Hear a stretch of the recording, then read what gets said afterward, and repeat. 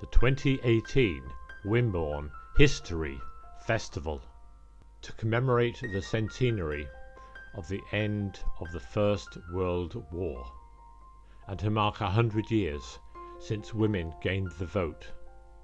Part of the festival was remembering the fallen. This was done by having actors dress up in First World War uniforms. They represented 10 Wimborne men who died in World War I.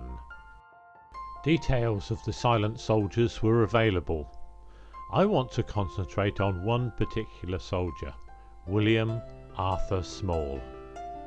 He volunteered to serve overseas, and on October the 9th, 1914, he sailed for India for training, and then on to Mesopotamia, where, after a 12-day strenuous march, they made base at Nasiriyah. In September 1917, he was involved in the Battle of Ramadi on the Euphrates River.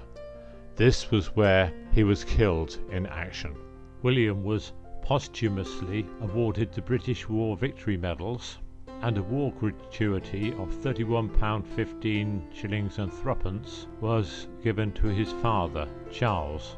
My grandfather also served in India and Mesopotamia, and stayed there until the end of the war in 1919 as Army of Occupation, earning good money, which he sent home to his widowed mother. And he received the British War and Victory Medals, like William Arthur Small. Another part of the History Festival was the Old Time Music Hall entertainers, and they explained the significance of 1919. November of this year, the war is not over. It is merely an armistice.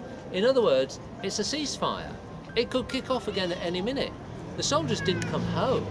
They're still there on the front until peace is finally secured next July in 1919. That is Peace Day.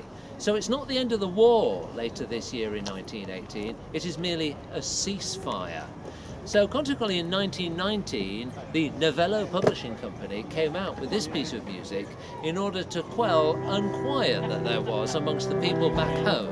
That why weren't their husbands and their sons coming back home? Surely the war should be over by now. Why is it they're all still out there? Now this piece of music eventually in 1920 became the tune that was dedicated to the tomb of the unknown warrior at Westminster.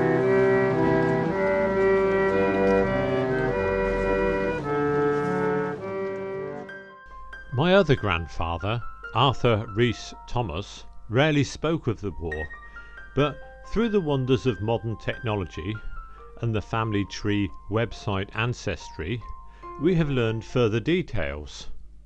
There are 2 obituaries for my grandfather's brother, Trevor Thomas, who was killed in the war. He is part of it. Dear Mr. Thomas, it is with great regret and sadness that I have to write to inform you of the death of your son Trevor Arnold Thomas of my platoon. We had not been in the trenches many hours before he was hit by a German sniper, death being instantaneously. I cannot speak too highly of Thomas as a soldier. He always did his duty without a murmur, and was one of the best men in my platoon. And one of the obituaries goes on. Private Thomas was at home on leave last September.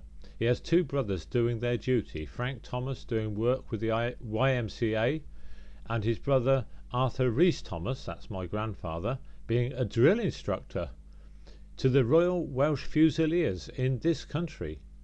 One of his sisters, Miss Elsie Thomas, is a nursing sister with the troops in Egypt and expected home on furlough during next month.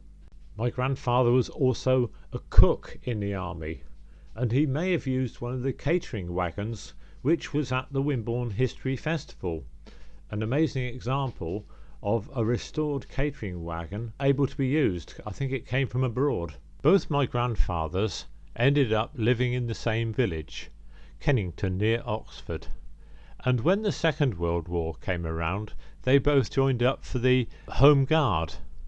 and there was mention of the Home Guard at the Wimborne History Festival. Here's a man who's proud of his gun. What sort of gun is that one then? This one here, Lewis gun. It's a Lewis light machine gun. First World War. All this display along here is First World War. Yeah. It was brought out. They were designed through sort of 1916. They first came in, ended 1916, started in 1917, and they saw service from there through to the end of the war. And the army kept them in stores, and they were used by the Home Guard during the Second World War. Yeah, that's what Pike carries around then. More than likely, yes. Yeah, he carries it around. In Dad's army, sometimes in the bank, he brings it to the bank because the commander is the bank manager, yes. And then he puts it out the window. So he loves it. You know, he loves the gun. Not that you want to carry it around anywhere. Bit heavy. Very heavy, very very.